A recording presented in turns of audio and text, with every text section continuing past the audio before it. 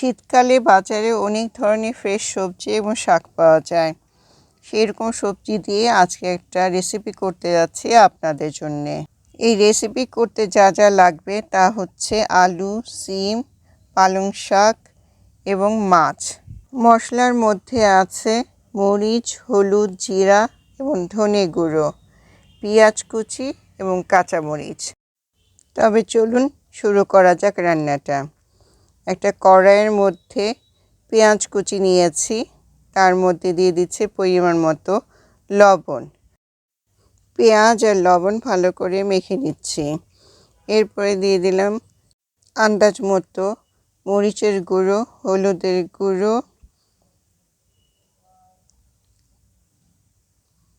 ধনিয়া এবং জিরা গুঁড়ো।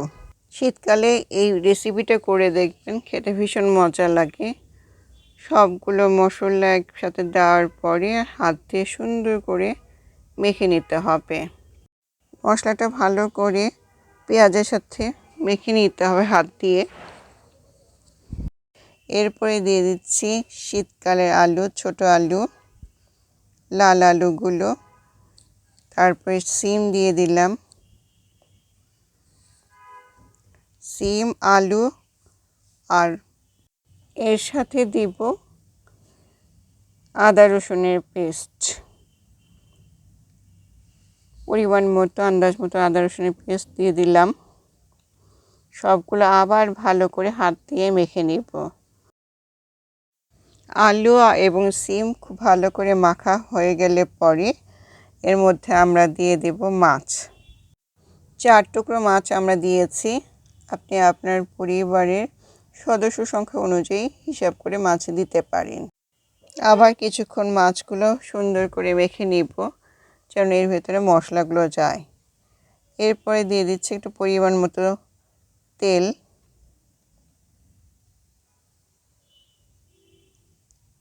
আন্দাজ মতো তেল দিয়ে আবারও মেখে নিব। এই রান্নাটা হাতেই বেশিক্ষণ মাখা হয়, সুন্দর মাখা মাখা হবে। শীতকালটা খাওয়ার জন্য বেশ উত্তম, খুবই দারুণ একটা সময়। এই সময় বাজারে একেবারে ফ্রেশ সবজি আপনি পান। সেগুলো সবজি দিয়ে, মাছ দিয়ে এই রেসিপিটা করতে পারেন। এখন দিয়ে দিলাম অল্প একটু পানি। অনেকেই সিম খেতে চান না। সিম না খেতে চাইলে এক্ষেত্রে সিম বাদ দিয়ে শুধু আলু আর পালং শাক দিয়েই, মাছ দিয়ে রান্নাটা কমপ্লিট করতে পারেন। সেটাতেও খেতে অনেক ভালো লাগবে। এখন চুলার মধ্যে রান্নাটা বসিয়ে দিলাম। রান্নাটা হচ্ছে। মাছটা ভালো করে কষাতে হবে, নইলে মাছের গন্ধ থেকে যেতে পারে। এখন দিয়ে দিচ্ছে কাঁচামরিচ। আন্দাজ মতো কাঁচামরিচ দিয়ে দিলাম, যে যেমন ঝাল খেতে চান। বেশি ঝাল খেতে চাইলে বেশি। এখন দিয়ে দিচ্ছি পালং শাক। এর মধ্যে আমি রান্না থেকে মাছগুলো উঠিয়ে নিয়ে রেখেছিলাম আলাদা করে, নইলে মাছ ভেঙে যেতে পারে। পালং শাক খুব ভালো করে এখন নেড়ে দেব। অনেকগুলো পালং শাক, এটা একটু পরে দেখা যাবে একটু কমে অল্প একটু হয়ে এসেছে। ধীরে ধীরে পালং শাকগুলি নেড়ে দিতে হবে, সব যেন মশলার সাথে মিশে যায়, সুন্দরভাবে মিলে যায়। নাড়াচাড়া করতে করতে পালং শাকগুলো ছোট অল্প হয়ে গেছে। এইভাবে কিছুক্ষণ থাকবে আর একটু কুক হোক। তারপর এর মধ্যে আমরা দিয়ে দিচ্ছি মাছ। এই মাছ 4টে আমি আগে তুলে রেখেছিলাম, সেটা আপনাদের দেখাতে ভুলে গেছি। নইলে মাছ থাকলে মাছগুলো ভেঙে যেত।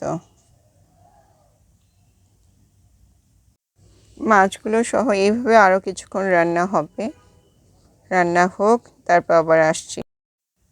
এই দেখুন, পানি শুকিয়ে রান্না প্রায় শেষের দিকে। আর কিছুক্ষণ শুকাবে, এটা একটু শুকনো শুকনো হবে। আপনি চাইলে একটু গ্রেভি রাখতেও পারেন। ঝটপট একটা রেসিপি, খুব সহজ রান্না, কিন্তু খেতে খুবই ভালো লাগে গরম ভাতের সাথে। ইজি রান্না, বাসায় করে দেখতে পারেন, খেতে প্রচণ্ড ভালো লাগবে।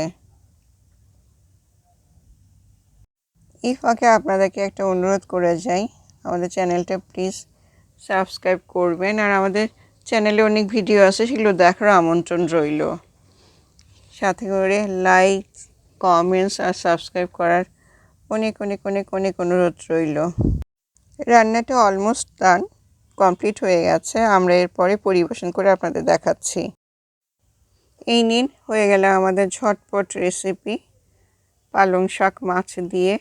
বাসায় করে দেখতে পারেন, খেতে খুবই ভালো লাগবে। আপনাদের জন্য আরও নতুন নতুন রেসিপি নিয়ে আসবো। সেই পর্যন্ত আমাদের চ্যানেলের সাথে থাকবেন।